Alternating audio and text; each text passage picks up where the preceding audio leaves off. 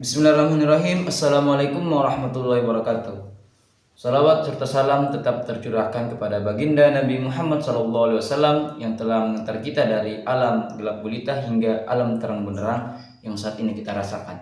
Baik, saya atas nama Muhammad Farham. Dalam kesempatan kali ini saya akan menjelaskan surat Al-Alaq dari ayat 1 sampai 4 disertai dengan tafsir per ayat.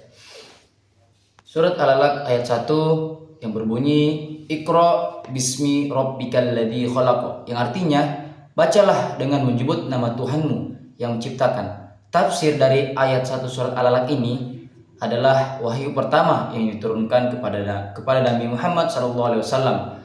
Allah memerintahkan beliau untuk membaca, bukan semata membaca tulisan, tetapi membaca dengan kesadaran dan menyebut nama Allah. Artinya, segala ilmu dan pengetahuan harus dimulai dengan mengingat dan menyadarkan diri kepada Sang Pencipta. Khalaqal insana min khalaq, artinya Dia telah menciptakan manusia dari segumpal darah. Tafsir dari ayat kedua ini, Allah menjelaskan asal-usul manusia yang berasal dari alat atau segumpal darah yang menempel dari rahim.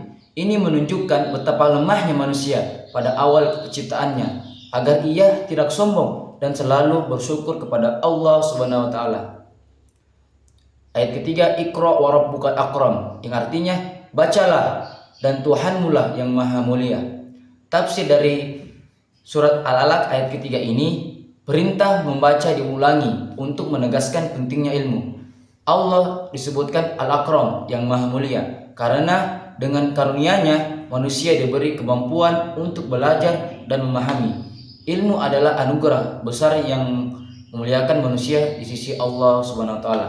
Allazi 'allama bil qalam, artinya yang mengajar manusia dengan perantara kalam atau pena. Tafsir dari surat Al-Alaq ayat keempat ini, Allah mengajarkan manusia dengan perantara pena, simbol, pengetahuan dan tulisan. Melalui pena, ilmu disebarkan dari generasi ke generasi. Ayat ini juga menekankan pentingnya belajar menulis dan menyebarkan ilmu untuk keselamatan umat manusia. Kesimpulan dari surat Al-Alaq ayat 1 sampai 4 mengajarkan bahwa membaca dan menuntut ilmu itu harus dilandasi dengan iman kepada Allah SWT, karena Dialah yang menciptakan, memuliakan dan mengajarkan manusia dengan ilmu. Baik, selanjutnya saya akan menafsirkan surah Al-Fatihah ayat 1 sampai ayat ke-7. Yang pertama itu Bismillahirrahmanirrahim, dengan menyebut nama Allah yang Maha Pengasih lagi Maha Penyayang. Tafsir dari surah Al-Fatihah ayat pertama ini, segala perbuatan hendaknya dimulai dengan menyebut nama Allah agar mendapatkan keberkahan. Allah memiliki sifat kasih sayang yang meliputi seluruh makhluknya. Alhamdulillahirabbil alamin, segala puji bagi Allah Tuhan semesta alam. Tafsir dari ayat kedua ini, semua pujian hanyalah milik Allah, karena Dialah yang menciptakan, mengatur dan memelihara seluruh alam semesta. Ar-Rahmanir-Rahim, yang Maha Pengasih lagi Maha Penyayang. Tafsir dari ayat ketiga ini, pengulangan sifat yang ini menegaskan luasnya kasih sayang Allah baik kepada orang beriman maupun seluruh makhluknya. Maliki yaumiddin, yang menguasai hari pembalasan. Tafsir dari ayat keempat ini, Allah adalah pemilik dan penguasa pada hari kiamat, hari di mana setiap amal akan dibalas dengan adil. Ini mengingatkan manusia agar selalu bertakwa. Iyyaka na'budu wa iyyaka nasta'in, hanya kepada Engkaulah kami menyembah dan hanya kepada Engkaulah kami memohon pertolongan. Tafsir dari ayat ini menegaskan tauhid dalam ibadah, segala bentuk penyembahan hanya untuk Allah, hanya kepadanya manusia meminta pertolongan. Ihdinas siratal mustaqim, tunjukkanlah kami jalan yang lurus. Tafsir dari ayat ini, doa agar Allah memberi petunjuk kepada jalan yang benar yang diridhoinya dalam akidah, ibadah dan kehidupan sehari-hari. Siratal ladzina an'amta 'alaihim ghairil maghdubi 'alaihim waladdallin. Artinya, jalan orang-orang yang telah engkau diberi nikmat, bukan jalan mereka yang dimurkai, dan bukan pula jalan mereka yang sesat. Tafsir dari ayat ini, jalan orang yang diberi nikmat adalah jalan para nabi, orang soleh, dan orang beriman. Sedangkan orang yang dimurkai adalah orang yang tahu kebenaran tapi tidak mengamalkannya, dan sesat adalah mencari kebenaran tapi tersesat dari jalan yang benar. Kesimpulan dari surah Al-Fatihah ini, surah ini adalah inti dari seluruh Al-Quran. Ia mengajarkan tauhid, keesaan Allah, kedua ibadah dan doa serta permohonan hidayah atau petunjuk kepada jalan orang-orang yang benar. Selanjutnya saya akan menafsirkan surah Al-Isra ayat 24. Waqfid lahuma janaha zulli minar rahmati wa qur rabbirhamhuma kama rabbayani shaghir. Yang artinya, dan rendahkanlah dirimu terhadap keduanya dengan penuh kasih sayang, dan ucapkanlah, wahai Tuhanku, sayangilah keduanya sebagaimana mereka berdua telah mendidik aku waktu kecil. Tafsir dari surah ini, ayat ini merupakan lanjutan dari perintah berbakti kepada orang tua setelah Allah melarang untuk berkata kepada mereka.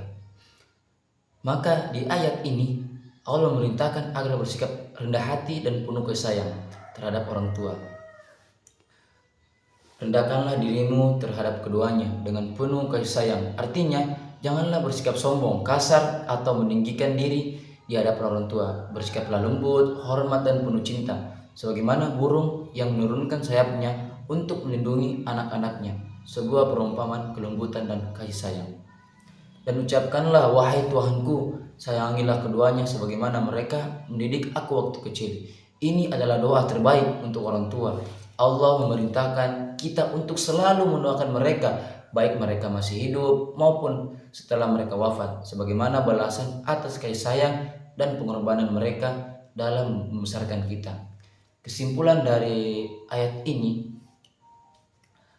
kewajiban berbakti dan rendah hati kepada orang tua, menunjukkan kasih sayang dalam sikap dan ucapan, selalu mendoakan untuk orang tua baik semasa hidup maupun setelah wafat. Baik, selanjutnya saya akan menafsirkan surah Al-Imran ayat 138 sampai 139. Haza bayanul linnasi wa hudaw wa mau'izatul lil muttaqin. Yang artinya, Al-Quran ini adalah penjelasan bagi seluruh manusia dan petunjuk serta pelajaran bagi orang-orang beriman dan bertakwa. Quran surah Al-Imran ayat 138. Selanjutnya ayat 139. Wala tahinu wala tahzanu wa antumul a'launa in kuntum mu'minin. Yang artinya, janganlah kamu merasa lemah dan jangan pula bersedih hati, padahal kamulah orang-orang yang paling tinggi derajatnya jika kamu orang-orang yang beriman. Quran surat Al-Imran ayat 139. Tafsir dari ayat 138, ayat ini menjelaskan bahwa Al-Quran adalah pedoman bagi hidup yang Allah turunkan sebagai bayan, penjelasan untuk semua manusia agar mereka mengetahui jalan yang benar dan salah, hak dan batil. Huda, petunjuk bagi orang-orang yang bertakwa, yaitu yang ingin mencari kebenaran dan takut kepada Allah SWT. Mau'izah, pelajaran atau nasihat agar manusia mengambil ibrah, hikmah dari kisah-kisah dan peringatan di dalamnya. Dengan kata lain, Al-Quran bukan sekedar bacaan, tapi pedoman hidup yang membawa petunjuk dan nasihat agar manusia hidup dalam ketaatan kepada Allah SWT. Tafsir dari ayat 139, ayat ini diturunkan setelah perang Uhud ketika kaum muslimin mengalami kekalahan dan sebagian merasa sedih, kehilangan semangat. Allah menegur mereka dengan lembut, janganlah lemah dan janganlah bersedih. Artinya, jangan kehilangan semangat, jangan larut dalam kesedihan atas kesalahan atau kehilangan. Kamulah yang paling tinggi derajatnya jika kamu beriman. Maksudnya, kemuliaan, kemenangan, dan derajat tinggi tidak ditentukan oleh keadaan dunia, tapi oleh iman dan keteguhan hati. Selama mereka beriman dan taat kepada Allah SWT, maka mereka akan menjadi yang unggul di sisi Allah SWT. Pesan moral dari ayat ini adalah agar umat Islam tetap tegar, optimis, dan berpegang pada iman meskipun dalam keadaan sulit ataupun terpuruk. Kesimpulan makna dua ayat ini, Al-Quran adalah pedoman dan nasihat bagi orang-orang bertakwa. 38. Orang beriman tidak boleh putus asa atau lemah hati sebab mereka tetap mulia di sisi Allah jika teguh dalam iman. Kemenangan dan kemuliaan sejati berasal dari iman dan keteguhan spiritual, bukan dari kekuatan dunia semata.